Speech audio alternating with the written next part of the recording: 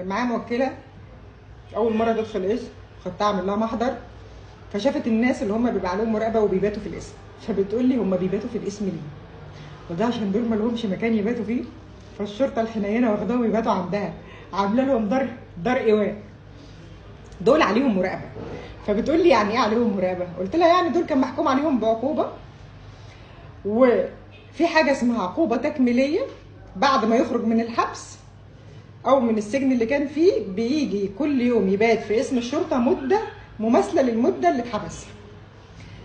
احنا عندنا في القانون المصري حاجه اسمها التدابير الاحترازيه، الهدف منها ان هي منع المجرم من ارتكاب جريمه في المستقبل، ودي بيصدر بيها قرار من النيابه العامه كبديل للحبس الاحتياطي او من المحكمه كعقوبه تكميليه للعقوبه الاصليه، يعني بتتحبس مثلا 3 سنين وزيهم 3 سنين مراقبه بعد ما تخلص مده الحبس بتاعتك.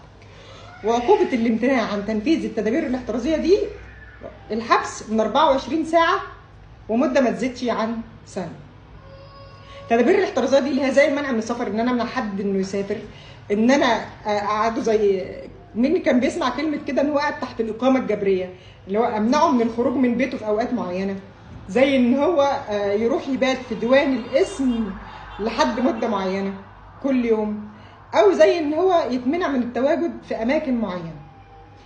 عشان كده اي حد بيتحكم عليه بحكم في جنايه وبياخد مراقبه مده مماثله لمده الحكم بيروح يبات في اسم الشرطه التابع ليه كل يوم لحد ما المده دي ما تخلص.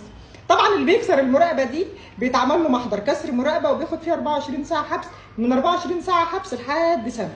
بيتعمل له الحوار ده بقى ايه مره او مرتين، بعد كده المباحث بيبقى لها راي تاني.